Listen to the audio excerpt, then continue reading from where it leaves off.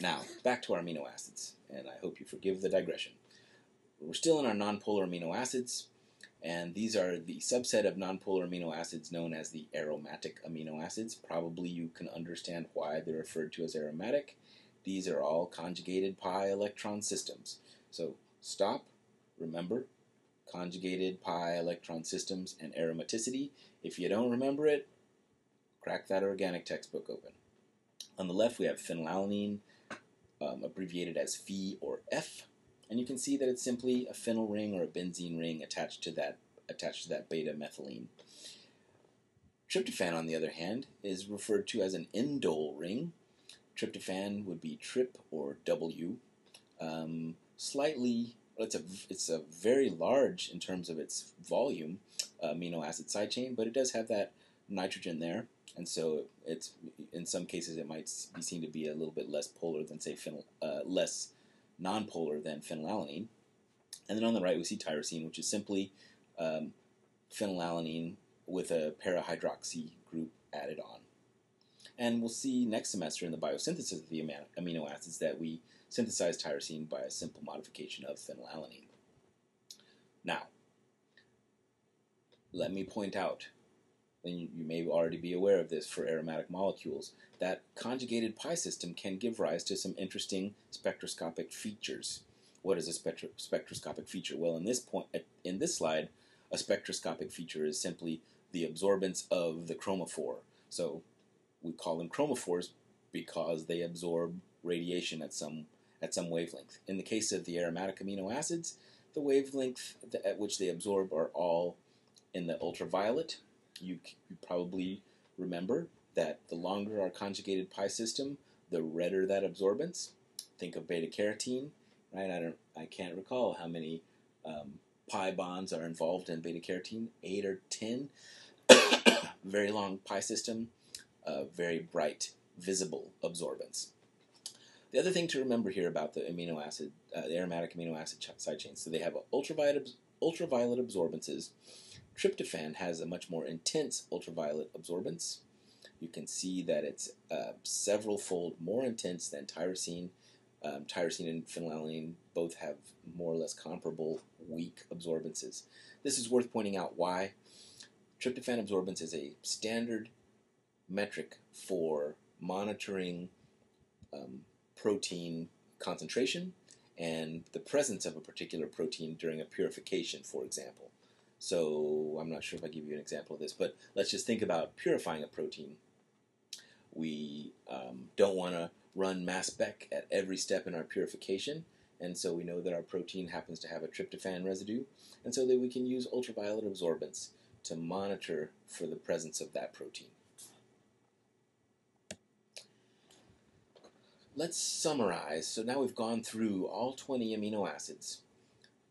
The most important characteristic of those side chains, let's say, is the hydrophobicity. Certainly the easiest to grasp of the chemical characteristics is the relative hydrophobicity. How nonpolar is that side chain? This slide is just one way of measuring that hydrophobicity. Remember, as chemists, we want to quantify these parameters, these characteristics. And so you can see on the left we've written the free energy. The free energy of what?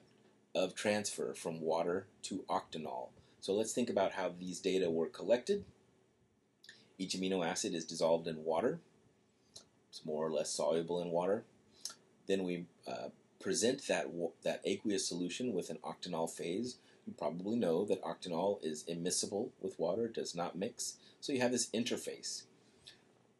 There's an equilibration process that takes place there, right? So if there's a solute in the aqueous phase that has a better solubility in the non-aqueous phase, it will transfer, right? It will partition into the non-aqueous or hydrophobic organic phase.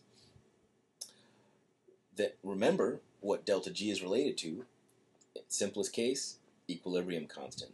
So now our equilibrium constant is simply a metric of whether the amino acid is in one phase, water, or the other, octanol, and then the extent to which the equilibrium favors aqueous or non-aqueous. we get an energy. Positive energies in this case are below the line. Those are the amino acids that favor water. Negative energies are those that transfer, right? They repartition, so you got more product than reactant. So the hydrophobic amino acids migrate into the non-aqueous phase. So we see those E, D, K, R, H. Those are our most uh, uh, uh, uh, polar side chains. Remember, these are all our acidic and basic. What are their pKa's? You remember, right? You think about it. And then in the middle there, we've got quite a few that vary, and we see that there is a switch though between the polar and the non-polar side chains. So we've got our amidated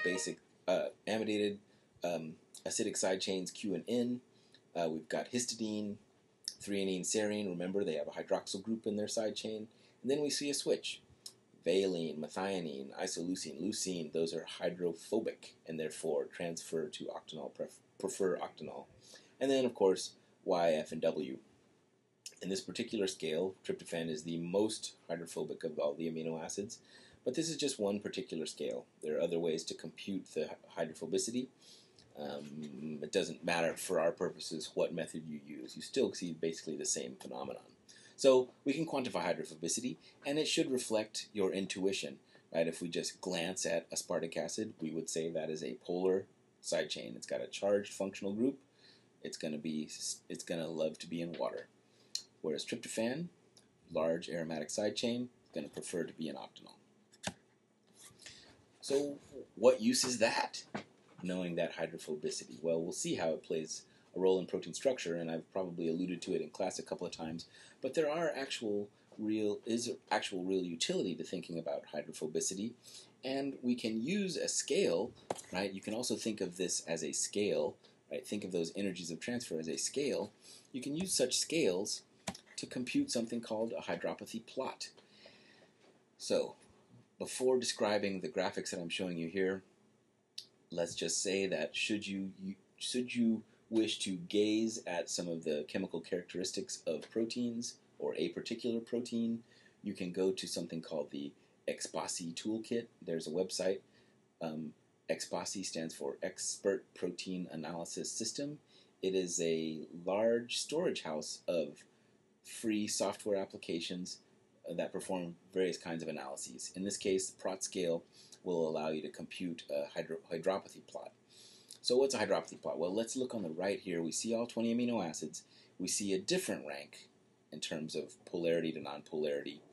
In this case, negative numbers give us our most polar, and our most non-polar are positive numbers. So look at leucine, for example, in this case 3.8, isoleucine 4.5, versus arginine minus 4.5, aspartic acid minus 3.5. So you can see there's a whole sort of a flip-flop in terms of the sign, but you again see that there's a scale of hydrophobicity. This is probably the most famous scale.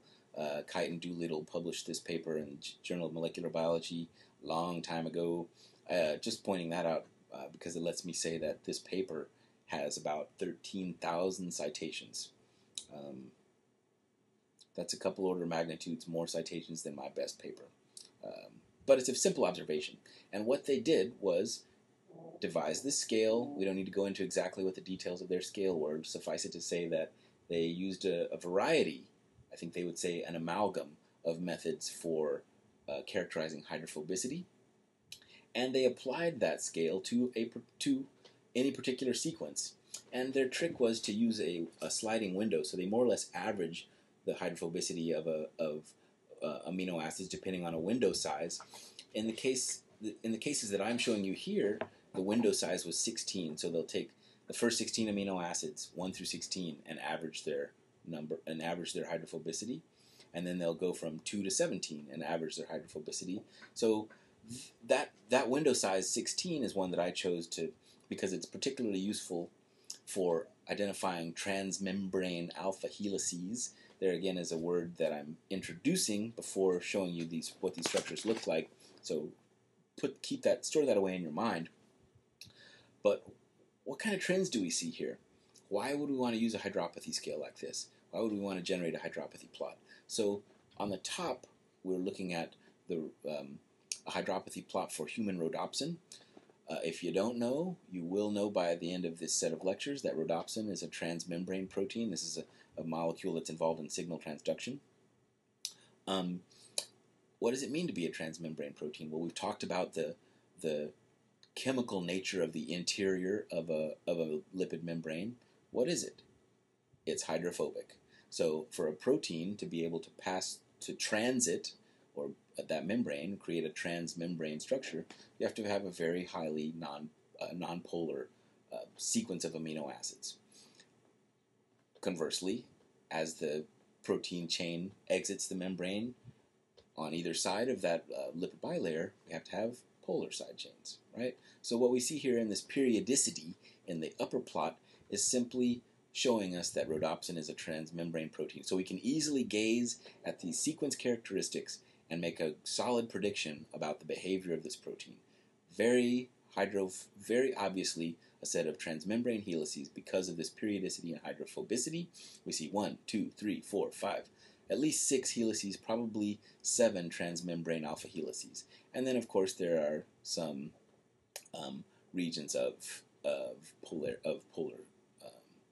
characteristics as well, as those helices emerge from the membrane. When we look at a globular protein, such as myoglobin, there are some trends there as well, but I'm showing you myoglobin because, so as opposed to a transmembrane protein, a protein that's embedded in a membrane, myoglobin is a soluble, right, a water-soluble protein floating around in solution, has very different characteristics. While there might be some clearly hydrophobic patches, there's nowhere near the sort of trending that we see for the transmembrane proteins. And let